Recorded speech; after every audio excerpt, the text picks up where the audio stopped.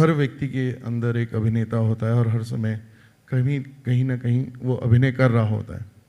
तो अपने अंदर के अभिनेता को पहचान कर उसको किस तरीके से बाहर लाएं, कैसे, ज़रूरी नहीं कि यहाँ बैठे सभी विद्यार्थी किसी एनएसडी में या किसी ड्रामा स्कूल में जाकर ट्रेनिंग ले सकें, लेकिन वो क्या एक बेसिक चीज़ रहती है कि जहाँ से वो अपनी जो प्रतिभा को पहचान के बाहर निकाल सकें, इसके बारे में आपका क्या मानना? मुझे लगता है कि अब जो एंटरटेनमेंट इंडस्ट्री है उसको इंडस्ट्री कहने लगे हैं हम लोग। हर इंडस्ट्री की, चाहे वो किसी भी तरीके की इंडस्ट्री, उसकी शर्तें होती है कि वहाँ प्रोफेशनली कल्टीवेटेड माइंड बॉडीज आना ज़रूरी है। वो टैलेंट, नर्चर्ड हुआ टैलेंट होना ज़रूरी है। उसी तरीके से आज अगर आपको सिनेमा में जाना है तो आपको पूछा जाएगा कि आप कहाँ ट्रेंड हुए हैं। आपको नाटक में जाना है तो पूछा जाएगा कि आपको कौन से, कहाँ से, कौन से इंस्टीट्यूशन से या किसी इंडिविजुअल से, किससे ट्रेनिंग आपको प्राप्त हुई है, या कहीं और जाना है। तो अब स्पेशलाइजेशन का ज़माना है, इसीलिए जहाँ स्पेशलाइजेशन है वहाँ एजुकेशन है, वहाँ ट्रेनिंग की आवश्यकता है। इसीलिए अब हमारे यहाँ ट्रेनिंग की दो परंपराएं हैं।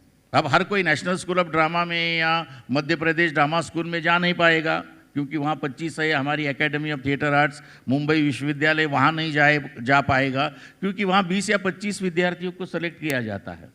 तो बाकी लोग क्या कर सकते हैं? तो मुझे लगता है कि हमारी ट्रेनिंग दो तरीके की, एक है औपचारिक प्रशिक्षण पद्धति या फॉर्मल ट्रेनिंग प्रक्रिया है, जैसे किसी इंस्टीट्यूशन में जाके 2 साल 3 साल कोई डिग्री, डिप्लोमा जो भी कर सकते हैं।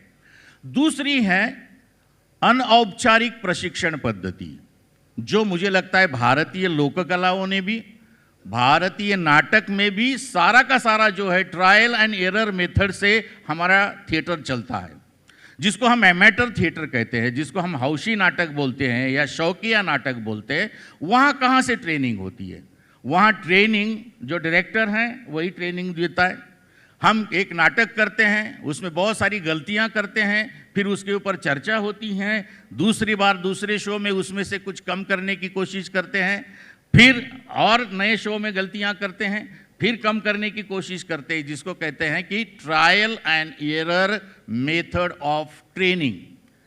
और किसी को भी अगर एक्टर होना है तो वो डायरेक्ट सिनेमा का एक्टर आप हो सकते हो, पर कहीं ना कहीं आप जब थिएटर से जाओगे, आप नाटक की ट्रेनिंग लेकर जाओगे या नाटक कर कर जाओगे, तो मालूम है कि ये आदमी ज़्यादा चैलेंज स्वीकारने के स्वभाव का है, इसके पास वो अनुभूति है।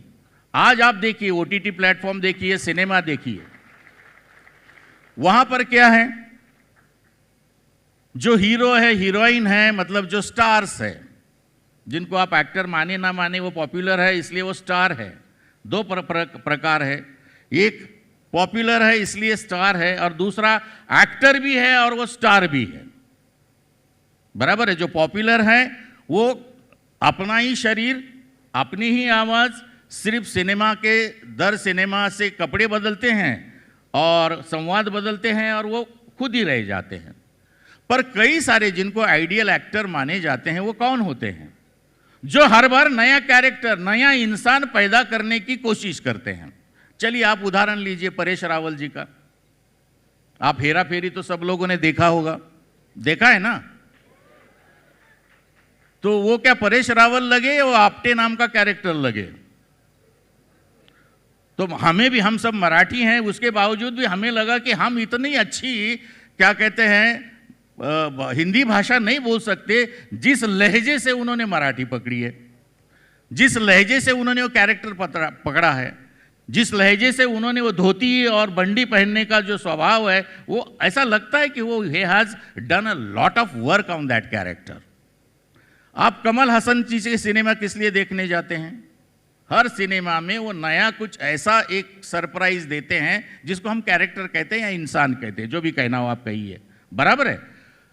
तो ऐसे कई कई कई एक्टर्स हैं हमारे पास, जो हर बार नई चीज़ करके देखते हैं, उसको एक्टर मानते हैं, उसमें जो क्या कहते हैं सक्सेसफुल हो जाते हैं उसको हम एक्टर मानते हैं, और कुछ लोग हैं उसको ये करने की ज़रूरत महसूस नहीं होती है, उसकी दुकान चल पड़ी है और एक बार सिनेमा में चल पड़ा तो फिर वो मेहनत विनत करने की ज़रूरत नहीं लगती है। ऐसा कुछ लोग अपनी धारणा बना लेते हैं, वो सही नहीं है।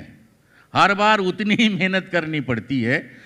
तो आपको एक्टर होना है तो आपको खुद को ट्रेनिंग देनी पड़ेगी, चाहे वो इनफॉर्मल दीजिए या फॉर्मल दीजिए। जैसे सत्यदेव दुबे जी के साथ लोग काम कर करके बहुत सारे 10 साल, 5 साल, 7 साल अनेक नाटकों में काम किए और लोग एक्टर बन गए। हमारे यहाँ विजया मेहता जी एक उदाहरण है महाराष्ट्र में। इधर नॉर्थ में बहुत सारे, यहाँ भी बंसी कौल थे, अलकनंदन जी थे, बीवी कारन जी यहाँ थे, उनके साथ लोग का काम कर करके वो एक्टर बन गए। तो इसीलिए ट्रेनिंग की आवश्यकता है, ये ध्यान में रखिए। आपके पास गुण हो सकते हैं, क्योंकि इसके बारे में एक धारणा है मैं तो पैदाइशी एक्टर हूँ। पैदाइशी एक्टर से इंटर कॉलेजिएट में एक पुरस्कार मिल सकता है, आगे डेडलॉक आता है। वो तोड़ना कैसे हैं, जैसे हम अभिमन्यु की बात करते हैं, उनको अंदर जाना मालूम था पर तोड़ के बाहर आना मालूम नहीं था। वही गति और स्थिति और मति हमारे अनट्रेन्ड एक्टर की होती है। तो ट्रेनिंग आपको वो सारी क्या कहते हैं चाबियां देती है कि उस चक्रव्यूह को भेद कर आप अपने लक्ष्य तक कैसे पहुंचोगे, और इसीलिए ट्रेनिंग लेना आवश्यक है।